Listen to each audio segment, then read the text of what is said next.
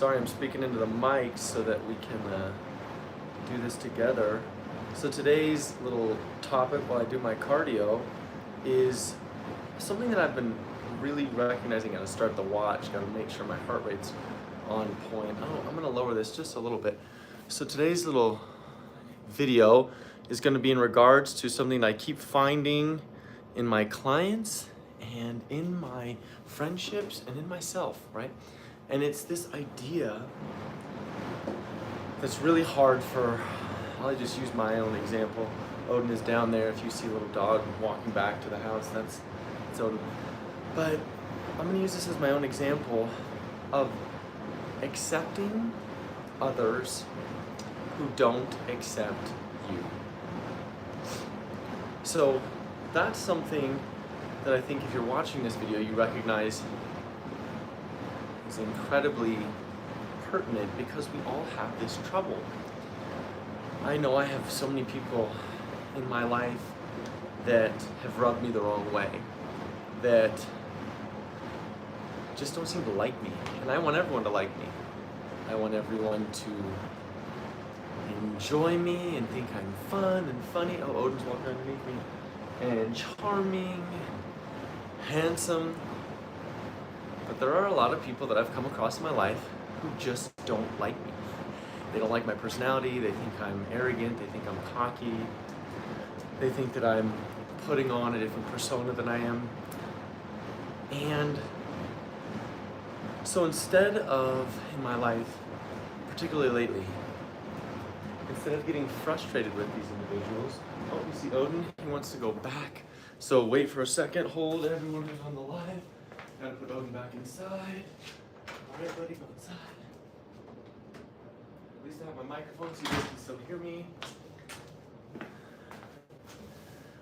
Where was I? Talking about people who don't accept me, right? I have started to look at those individuals as part of my curriculum, part of my practice and my lessons in the lessons in my life, and to accept them anyways. And I wrote this blog post maybe 15 years ago, and it was entitled "Love Them Anyways." And you would think that I would have integrated this 15 years ago into my being, and obviously I did not, right? It's remember, forget, remember, forget. But for me, it's a practice to go deeper within myself when I find that somebody who very clearly does not like me, does not like my personality, does not think I'm funny, does not think I'm charming, doesn't think any of those things, they just think I'm annoying. I have to close my eyes and take a moment and say to myself, their perception of me does not have to do with me. It has to do with their own perception of themselves, and that somehow I am mirroring a trigger within them. And so in that way, I can free myself from the opinions of the people around me, and I can be authentic in my own heart. It's tough, it's not always easy, because if somebody's yelling at you, calling you names, which I know personally has happened many times in my life, and I'm sure it's happened to those of you watching right now. If that has happened, raise your hand. You can't see my glasses on, so if anyone comments, I'd love to hear your comments, feedback. If this has happened to you, throw a hands up, me. But for me, it's a very tricky process, because if you're like me, you're gonna want people to like you. You're gonna want people to think you're funny. You're gonna want people to think your personality is wonderful. You're gonna want to help people. You're gonna influence people. And then the question for me becomes, how the heck can I influence people if they don't even like me? How can I help people grow spiritually? Sorry, I'm gonna drink water in a second. I've got some seeds in my throat. How can I influence people in a positive way if they don't even like me? If they don't even accept me? And then I remember, well, they're my greatest teachers. the people that don't accept me, the people that rub me the wrong way the most, are going to be my greatest teachers, because they're going to give me the greatest contrast. Not that I have to go out and change who I am to make those people like me, but they're my greatest teacher because I get to extend compassion and love and kindness to those individuals, even when they don't like me, even when they think that I am this arrogant, for better or less words, prick. Right, that I'm a put on, that everything's gone right for me in my life. Which, from we all know from our last live, is not true, because I just had a stent put in less than 2 weeks ago in my coronary artery, my LAD artery, the Widowmaker. Whew, thank goodness that was caught early. Very grateful for all the doctors and nurses and everybody that was allowing me to heal. Anyways, that's a tangent. So allow others, or accept others who won't accept you. This life, we're nobody without the other people in our lives, right? Even those, if you have problems with your family and real close relationships, it's such a beautiful, freeing feeling when you can accept them regardless of their actions and behaviors towards you. And I'm sure there's a lot of therapists and psychologists who disagree with me and say, well, don't keep, putting your hand in a fire. But it reminds me of the parable of the scorpion and the monk. So one day the monk is walking along a path and he comes to a little stream and there's a scorpion that's drowning. So the monk walks up and he starts picking up the scorpion. The scorpion keeps stinging him. So he picks it up. After the third time, he finally gets the scorpion out of the stream and he flings it onto the grass and he continues on his way. And this man sees him and says, "Excuse me, can I ask you why, after the scorpion stung you the first time, why did you continue to pick up the scorpion?" And the monk replied, "Scorpion's purpose is to sting. My purpose is to help." And so, for me, and if you're like me watching this, you want to be of service to people. You want to help people. And so your purpose is to help. And so when people who don't accept you are stinging you, you get to be free of that sting and say, well, your purpose may be to sting, but my purpose is to help. And so when you have that understanding of purpose within your own heart, and you continue to follow that, you're free. You have immense amounts of power. For me, I know that when I am living true to that purpose, I keep looking down at my heart rate, so don't mind me. When I am living truly to my heart and my own inner understanding, my purpose, my dharma, I feel this immense freedom. I feel this immense peace and gratitude. Right? Knowing that I'm on the right path, even with one behavior, one action. Not even changing the world in a drastic way, but when I'm just being authentic enough to go, yeah, it sucks that they're not accepting me, right? That's the duality. I'm not gonna always have people that like me. Life is twofold. I will have wanted and unwanted. And so this person is giving me the opportunity to recognize the duality in life. They're giving me the opportunity to recognize what I do want as a result of this relationship, right? That even if it's just a friendship, I can see from their behavior that I don't want a person like that in my life. Right? I would like to engage with more people that are kind. I would like to engage with more people that are loving, that are accepting, that are friendly. I get the opportunity to clarify what it is that I want, while simultaneously having the opportunity to love them and accept them exactly as who they are, because at the end of the day, that individual is an extension of Source, an extension of God, an extension of me. Right? On a spiritual level, we are extensions of the same thing. So I have this opportunity to remind myself, right? Because it's a mental practice. This isn't something that can just happen overnight. It is a practice. Meditation is a practice. Getting stronger is a practice. Me on this bicycle right now, my heart rate's elevated. It is a practice to get stronger, to strengthen my cardiovascular system, strengthen my lungs, strengthen my nervous system. Right? This is a practice. And when I stop practicing, I get worse. That is just the way it is. And so these individuals that are not accepting us in our lives, they're such great teachers. They give us this clear perspective.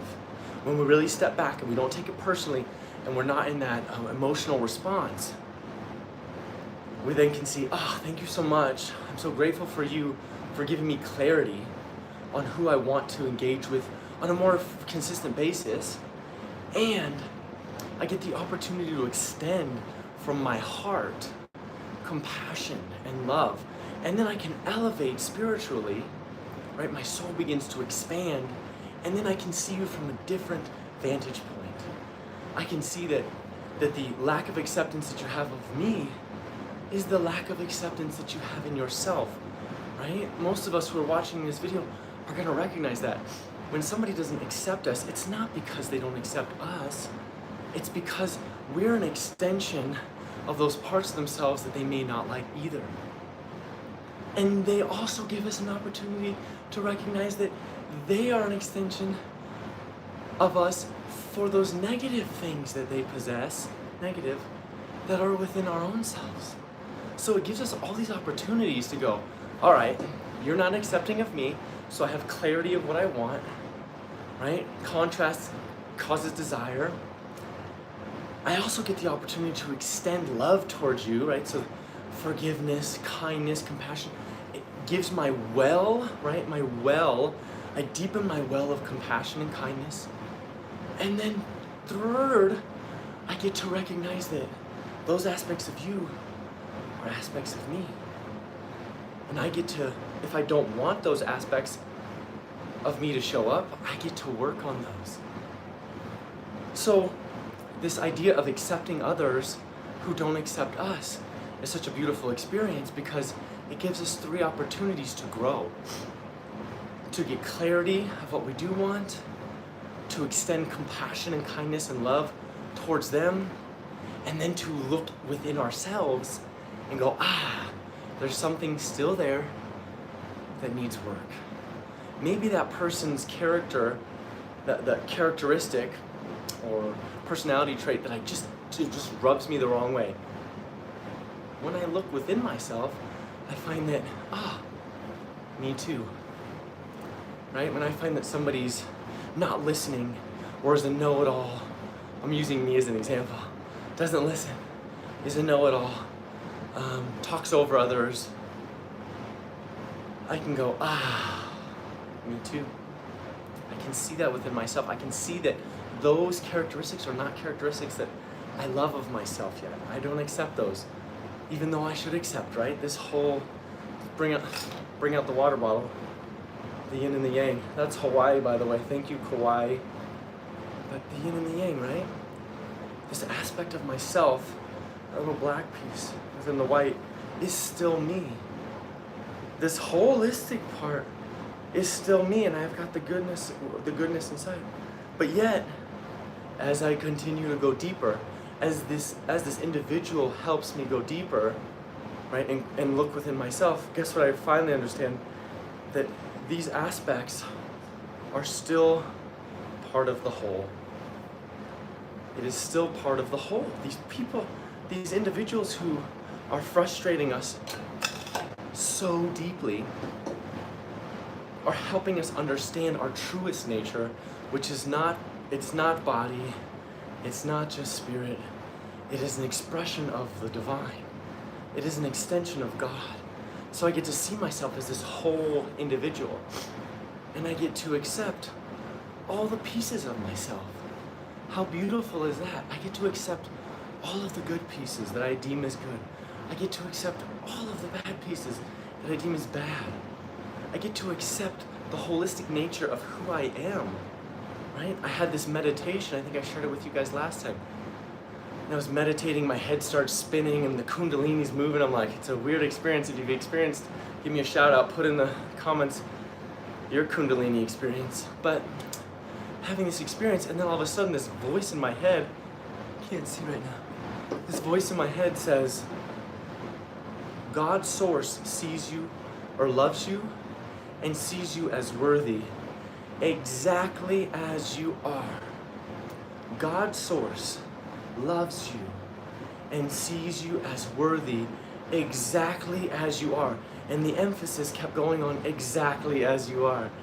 So I'm in this moment, I'm experiencing the fullness of who I am. I don't have to earn anything. I don't have to change who I am. I can if I want to, but I get to accept that the source of all things, we can call God, the universe, loves me and accepts me exactly as I am right now. And that is beautiful in and of itself. I don't need to change.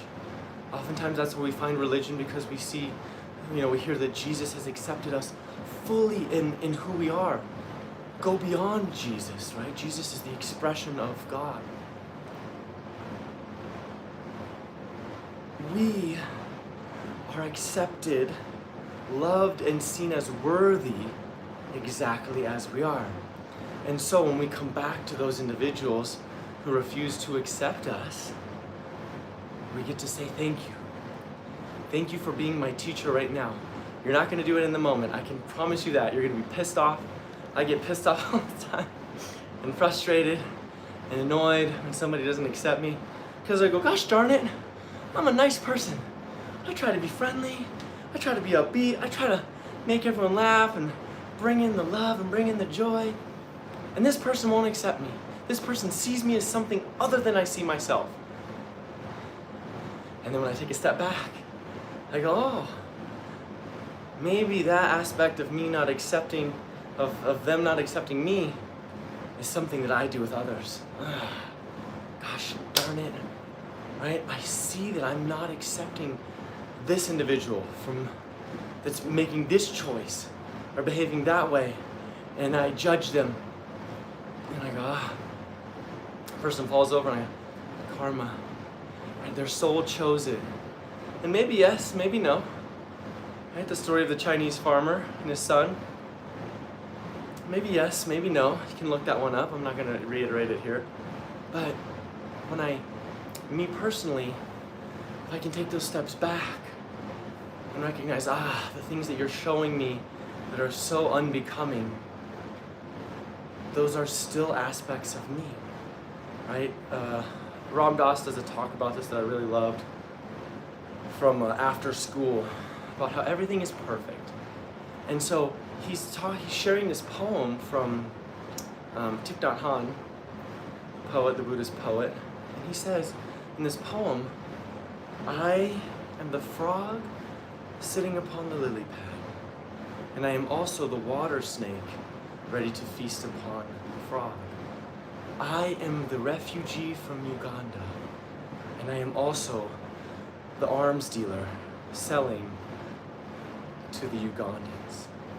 I am the girl jumping out of the boat after she's been raped from her captor, and I am also the captor, unwilling to accept myself and the love in this moment. Right? So it's this duality of nature, and yet as we rise above the duality, as we go deeper within ourselves, what we truly recognize is that we are God. We are Source. We are the divine. And that takes time, and that takes practice, and that's a moment by moment thing, right?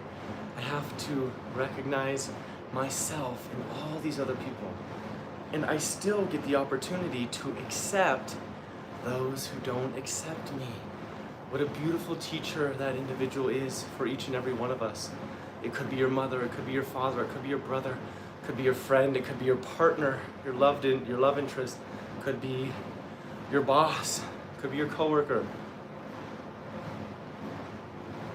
Ram Dass also shares this beautiful story where this man who learned Aikido, and he's sitting on the bench, and Aikido is, it's an art of, it's a martial art of learning how to move energy and how to disarm the person without going to fisticuffs, to fight.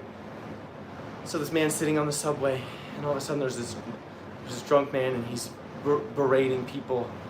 And the guy, sitting there, we'll call him John. John says, if this guy gets close to me, or if he doesn't keep it down, I'm gonna show him what I've learned in Aikido. I've learned how to do these things. I'm gonna shut him down.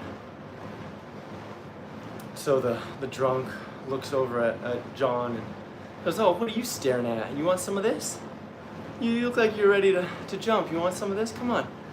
And so John stands up. He's about to show that drunk what he's worth. And all of a sudden this old man goes, hey, you! Pointing at the drunk. He goes, hey, come here, come over here. I want to ask you something. And the drunk goes, what do you want, old man? He goes, well, what are you drinking? You drinking rum? Are you drinking whiskey? And the drunk goes, it's rum. And the old man goes, I love rum. I had this great rum. My wife and I, we used to make this. She used to make this wonderful rum, and we used to sit together every night. And and then last year she died, and so now I just don't really get to drink with anyone anymore. And the drunk, was all tough and big, and he just kind of, his posture changes, and he says, wow, I lost my wife too. And the old man goes, well, come here, sit down, tell me about it. And so the drunk's posture changed from this bravado and this anger, and he sat and he said, well, my wife died last year too, and since then I stopped working. I don't know what to live for anymore. And so John, having watched this whole scene, he gets on the subway, and as he's driving away, he sees this old man holding this big giant man in his lap, just petting his back. And you realize, that's true Aikido, right? That's Aikido. That's the way of learning how to connect with somebody and to disarm the situation, to lower the energy of the situation without it having to come to violence, physical violence. We're all fighting some form of battle in our own minds and our own hearts. And the person that right now is annoying you so much is fighting a battle.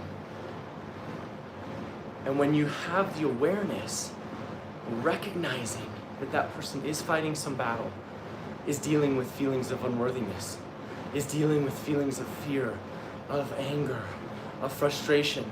Maybe they're going through a situation, they're diagnosed with an illness, their family member left them, somebody died, they're fearful of their finances. When we have this perception of the person who's unwilling to accept us, we have clear sight, we can then extend the love and the compassion like I talked about earlier. That's a lesson for us. That's our curriculum. Without others in our experience, we're nothing. There's no me without you. I can't be a husband without Shauna. I can't be a dog dad without Odin. I can't be a son. And all these characteristics that make us who we are in this physical reality, these labels that we ascribe to ourselves. We can't be any of those things in human form without those other individuals.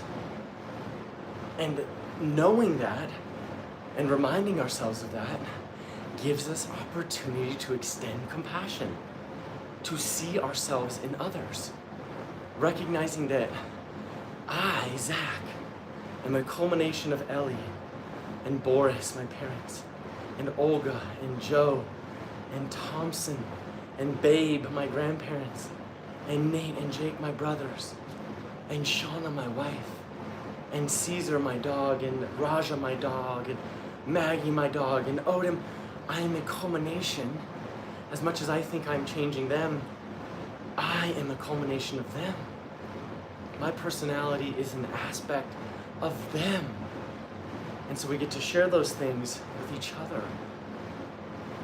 So even though I may be frustrated at times because maybe not them, maybe them, my family too, but people around me refuse to accept me, and they refuse to see me as the person I see myself, it doesn't change the fact that that's still who I know I am.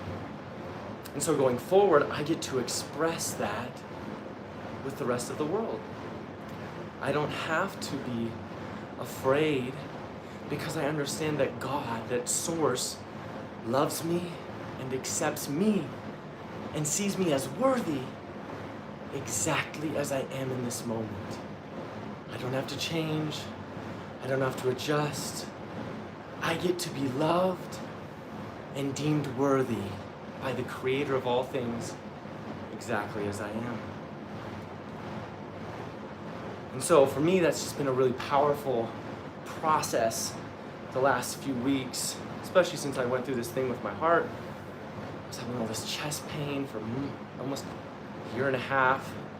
Come to find out, I need a stent placed because I've got a 90% blockage in one of my arteries. And it just made me appreciate the people that I've been hard on. It made me see the value and the beauty in the people that I haven't given grace to, that I've yet to extend that kindness, that I've not given the love that they deserve, because I and you and all of us are extensions of God, are extensions of Source. And so at the end of the day, that person that frustrates you so much is you on the most macro and minuscule levels. Macro and micro, I should have used better terms. But that person, from a soul perspective, from a spirit perspective, is you, is made of the same things you are. Even your bodies, even our bodies are made of the same things. Our atoms all started from the beginning and exploded, and our atoms are now expressions of that one singular atom that was in the beginning. So on a physical level, on an atomic level, we are all one. And then on a spiritual level, we are all one. And so remembering that over and over and practicing that over and over is not easy because you get lost in life. I get lost in working 10 hours a day and then having to take Odin to the dog park and then Sean and I talking and then having to do this for 30 to 45 minutes and then having to do a strength work and then time, and I've got no time for myself. And so I keep putting more things in the cup, more filling my cup until I have no space left for myself. So for me, it's been a practice to empty out the noise, get off these phones, even though I'm grateful for those of you watching. Hopefully it helps you. But getting off my phone, not consuming, turning it off, and going within myself. Taking 20 minutes to stop doing something and to be right here and to feel this space in my chest, right? The source, the heart. It's been an immensely important practice to do that for those 20 minutes, because then I can integrate these things that I'm telling you, and then I can regurgitate them, and hopefully they resonate with you and they help you as much as they've helped me. And then come across other insights and see perspective clearly with other people in my life and recognize, I'm also dealing with something similar. Maybe we're not so different. Maybe we're all dealing with the same sense of maybe disconnection, maybe isolation, maybe these feelings of unworthiness. I would have thought in my life being supported as much as I have, that I would be the most worthy individual ever. And yet when I try to find within myself this deeper purpose, this reason that I feel that I'm here for, I still question that, right? I still feel, well, who am I? Who am I to share of my experiences? Who am I to verbalize these things, to share them with you? Who am I? Who am I to do this? I am nobody. I'm no thing. But then, when I go inside myself, I'm reminded that beyond just feeling as if I'm nothing, my ego coming forward, I recognize that I am everything. That duality, right? I am nothing and I'm everything simultaneously. You watching this, you are everything and nothing simultaneously. If you've watched my video about my out-of-body experience, when I first meditated, the first conscious meditation that I ever had, that is what I experienced. As I began to allow and surrender and just breathe, my nervous system began to change, and then I began to expand. My body became nothing, right? I just felt like nothing. And then I kept expanding, expanding, expanding, expanding, expanding, every inhale in, until I became the center of the universe. And as I'm sitting there, as the creative intelligence, I could feel myself simultaneously extending out as all of creation, while being nothing at all and observing everything. So I experienced that paradox and thought, whoa, like I just being and experiencing everything and nothing, everything and nothing, right? That is the epitome of understanding. And even though I experienced that at 19 years old, still haven't fully integrated it. And I find myself going, well, that person's an idiot. Or why is that person driving so fast? Where do you think you're gonna go? Oh, wait, check yourself. Wait. You're not an idiot. You did what I did 10 years ago. You're doing exactly what I did 10 years ago. And so I have to forgive myself for behaving like that. And I get to give you grace. I get to extend grace and say to you, man, you're just trying to get somewhere. Maybe you've got somewhere to be. Maybe you got to rush to the hospital. Maybe your parent is sick. Maybe your kid is sick. I can extend that grace to you because guess what? It's all fine. Everything worked out for me. You didn't hurt me. You didn't run into me. I just perceived this idea that you don't respect me. Oh well, let it be. Surrender. Right? Surrender. Surrender and let go. Surrender and let go. And know in your heart, feel that connection to both your physical being and your spiritual being, and all is well. It's all easy after that. Just keep practicing, practicing, practicing, and practicing. It's been a 20-year curriculum for me, and I'm still learning. I'm still going with you guys. We're on this journey together, right? It's not a singular journey. We're all on this journey. We're all just walking each other home, as Ram Dass says. We're all just walking each other home. We left from the source. We incarnated in these bodies. We get to experience and learn and have fun and be joyful. Done. Stop that, stop that. Oh. And now we get to walk each other home. We get to have joy in the process because we left there and we're going back there. It's just the eternal journey, right? The story of where you are is exactly where you'll find your treasure, as the alchemist says. But the journey along that path to recognizing that the treasure has been there the whole time is what it's all about. So, thank you guys for watching. I appreciate you. I love you. Check out the whatever other videos and give me your comments. I love hearing your feedback. Sorry I didn't get any comments this time, but I appreciate you guys watching. I love you.